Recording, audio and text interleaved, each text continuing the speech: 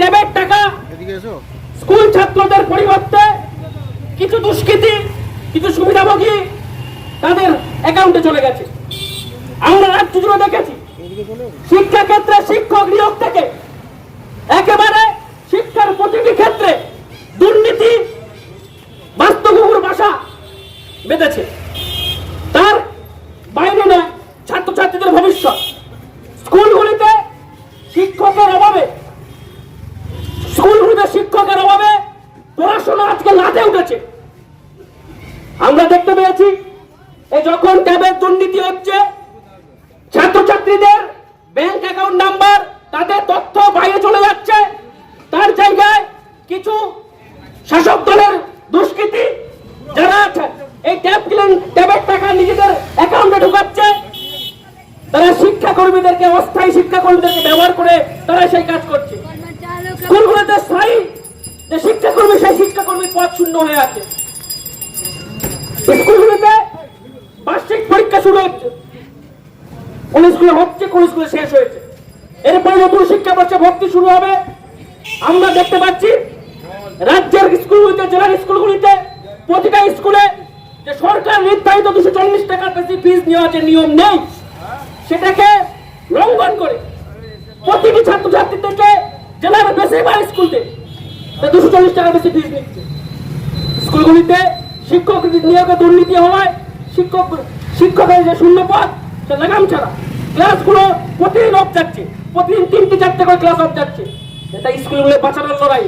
আমরা ভারতের ছাত্র জেলা কমিটির পক্ষ থেকে আমাদের যে স্কুল, আমাদের মা, সেই মাকে বাঁচানোর জন্য, দেশের ভবিষ্যৎকে বাঁচানোর জন্য আজকে আমরা ডিআই অফিসে ডেপুটেশনে এসেছি। আমরা ডিআই সাহেবকে অনুরোধ করব আমাদের সঙ্গে কথা বলার জন্য, আমাদের ডেপুটেশন গ্রহণ করার জন্য।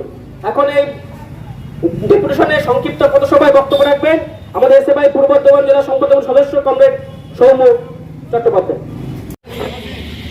এখানে উপস্থিত সমস্ত কমরেড সকলকে ভারতের ছাত্র ফেডারেশনের তরফ থেকে সংগ্রামী অভিনন্দন।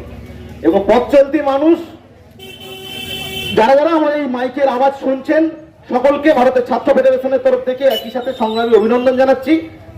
এই কমরেড, আমরা আজকে যেখানে এই যে জায়গায় উপস্থিত হয়েছি ডিআই অফিসের সামনে, এটা কোন রকম সার্বিক আমাদের জমায়েত না, শুধুমাত্র কয়েকটা টোকেন জমায়েত, কয়েকজন ব্যক্তিগতভাবে আমরা এখানে এসে উপস্থিত হয়েছি। আমরা বলতে চাই আজকে আমরা ডেপুটেশন দেব, আমরা আমাদের দাবি রাখবো পশ্চিমবঙ্গের বুকে ঘটে চলা দীর্ঘদিন ধরে যে ঘটনা ঘটছে এবং এই ট্যাবকে নিয়ে পশ্চিমবঙ্গের সরকারের এই যে প্রাতিষ্ঠানিক দুর্নীতি, এই দুর্নীতির বিরুদ্ধে গিয়ে আমরা আমাদের কথা বলবো। কিন্তু যদি স্যারেরা ভেবে থাকেন যে এই কটা ছেলে এসেছে, এখন এদের কথা শোনার কোনো দরকার নেই, এখন ওরা বাইরে দাঁড়িয়ে থাক, ওদের মতো যা পারুক করুক, পরে সময় হলে দেখবো। আমরা বলতে চাই এই আগামী দিনে এই আজকের ডেপুটেশন যদি কার্যকরী না হয়, জেলা থেকে, স্কুল থেকে সার্বিক জমায়েত এনে এই অফিসের সামনে ঢালাও অবস্থান বিক্ষোভে আমরা থাকবো। শুধু তাই নয়, আমরা দেখতে পাচ্ছি প্রতিদিন ট্যাবকে কেন্দ্র করে এই যে প্রাতিষ্ঠানিক দুর্নীতি আমরা দেখতে পেলাম। সরকার ঘোষণা করলেন প্রত্যেকটা শিক্ষার্থীকে ট্যাব দেবেন, খুব সুন্দর কথা, খুব ভালো কথা, নিশ্চয়ই। কিন্তু তারপর আমরা দেখতে পেলাম কি, যে ট্যাবের টাকাটা যে ছেলেটা স্কুলে গিয়ে ব্যাংকে গিয়ে অ্যাকাউন্ট নাম্বার দিয়েছে, সেই অ্যাকাউন্ট নাম্বারে টাকা ঢুকবে, এটাই আমরা এতদিন ধরে জেনে এসেছি। বাম আমলে যখন কোনো কিছু বরাদ্দ হতো, যদি কারো অ্যাকাউন্টে ট্রান্সফার হতো, ওই অ্যাকাউন্টেই ঢুকতো। তৃণমূল আমল, তাই দেখতে পেলাম ওই অ্যাকাউন্টের টাকা কোন তৃণমূল নেতার বদান্যতায়, কোন ক্যাব মালিকের বদান্যতায় তৃণমূল নেতাদের অ্যাকাউন্টে ঢুকে যাচ্ছে, রাজ্যের বাইরে চলে যাচ্ছে। আমরা বলছি এই রকম স্ক্যাম পশ্চিমবঙ্গের বুকে একমাত্র যদি কেউ করতে পারে, তার নাম তৃণমূল কংগ্রেস, তার নাম পশ্চিমবঙ্গের বর্তমান রাজ্য সরকার।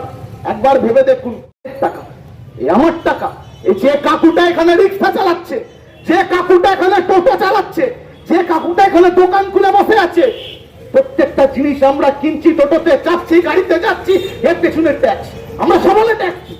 সেই ট্যাক্সের টাকা জমা হয় আমাদের রাজ্যের কোষাগারে। সেই টাকা দিয়ে ওরা প্রাতিষ্ঠানিকভাবে দুর্নীতি করার জন্য এবং তৃণমূলের দিদির ভাইকে নতুন করে লালন পালন করার জন্য সেই টাকা চলে যাচ্ছে তাদের অ্যাকাউন্টে। তারাই তো স্ক্যাম করছে। এই প্রশ্ন করবেন না, এটা তো কোনো কালীঘাটের টালি বেচার টাকা নয়, এটা সাধারণ মানুষের টাকা। যে লোকটা 100 দিনের কাজ এখন বন্ধ হয়ে গেছে, মাঠে খাটছে, তার সন্তানটা একটা নিম্ন মধ্যবিত্ত ঘরের সন্তান, একটা ক্ষেত মজুর ঘরের সন্তান, একটা মধ্যবিত্ত ঘরের সন্তান যখন স্কুলে যাচ্ছে, আশায় আছে হয়তো শিক্ষাক্ষেত্রে যে টাকাটা বরাদ্দ হয়েছে একটা ইলেকট্রনিক গ্যাজেট। এই 10,000 টাকায় ট্যাবের গল্প দিয়েছিলেন দিদি।